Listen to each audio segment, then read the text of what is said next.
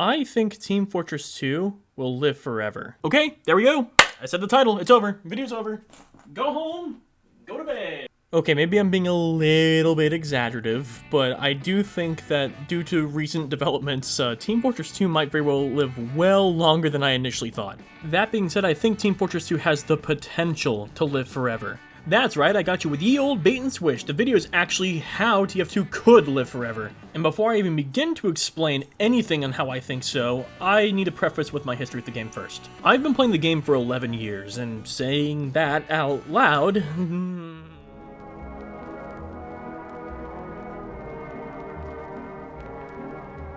I've been playing ever since middle school when they first introduced the Meet the Pyro video, and ever since I saw an arsonist lighting the world on fire, but under the belief that they're setting the world with rainbows and unicorns and they're helping babies, there was no way in hell I wasn't playing this game. This game is an absolute treat and lives rent-free in my brain at all times. I can't even think of how many times I've quoted the expiration date SFM, like, just this clip right here. This is a bucket. Dear God. There's more. No. If this one scene doesn't just sell you on just how good the characters are in this game and just how much fun the developers had making this game, I don't know what to tell you. You may very well be dead.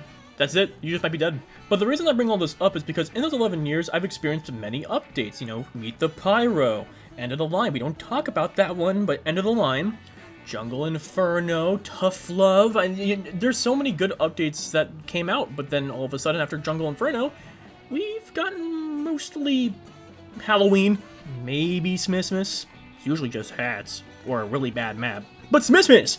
And over time of just year after year of Halloween Smithmas, I began to lose hope that TF2 would ever be back to the same days back when I first played it.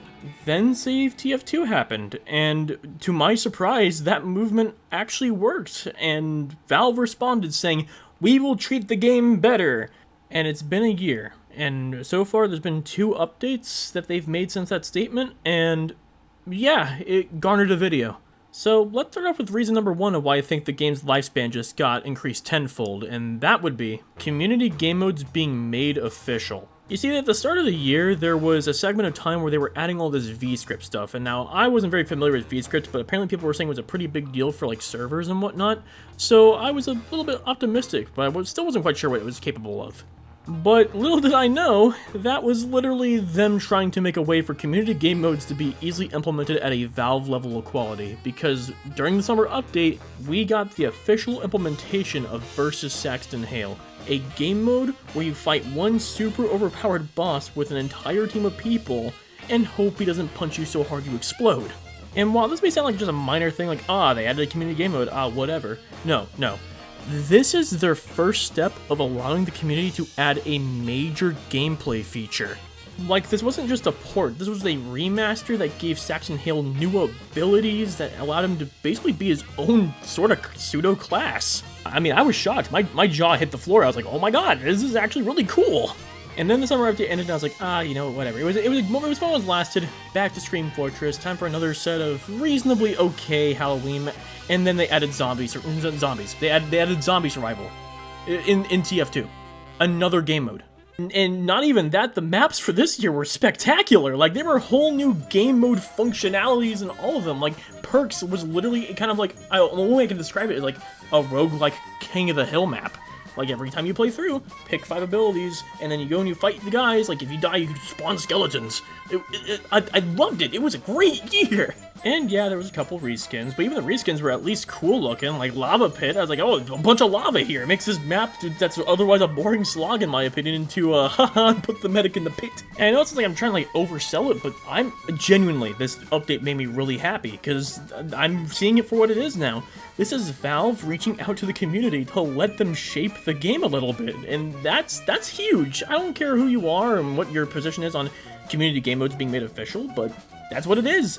And that's not even the only thing, because the next reason I have for why this game's longevity just got increased was community bug fixes being made official and even credited by Valve. Like, just look at this image and this one. You see what I see? You see those over there? Bug fixes with usernames crediting them. And this may seem like a little goofy minor thing for you to get all hyper-fixated on, but this is a massive difference to how Valve has been treating the game lately, because that is letting the community literally change how the game works. Like, for example, just recently we got a fix to the glowing eye materials on player models for both the Voodoo Cursed Souls and the Ubercharged players provided by Liam Stone, also known as Boba. And then later in October, the same month, we got a fix to the Arena Mode player count HUD layout thanks to Funicular. So whereas before, originally community fixes were more based on the original creator's map or item that they had to fix afterwards, they now are allowing you to just fix parts of the game in general.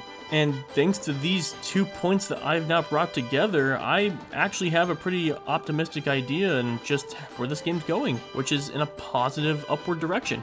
That being said, I think there's actually more Valve could allow for us to really get this game on its feet again. But before I begin actually talking about these ideas that I had that could help the game last forever, I need to actually preface this entire segment with this. I understand that the next 2 ideas I'm about to pitch requires us to live in a perfect world, which we very much are not in right now. The perfect world will be the one where you're subscribed to me. Or don't. I'm not your mom. But no, all jokes aside, this would basically require Valve to not settle for the bare minimum, which they have been very notorious of doing with this game for the past 5 years or so. I don't know, I've kind of lost track at this point. So basically, the only way these would happen is if Valve would actually take a little bit extra time and care to allow these ideas to take place. So without further ado, here's those aforementioned ideas I talked about. I think we're at the point where now Valve should consider genuinely letting the community make new weapons.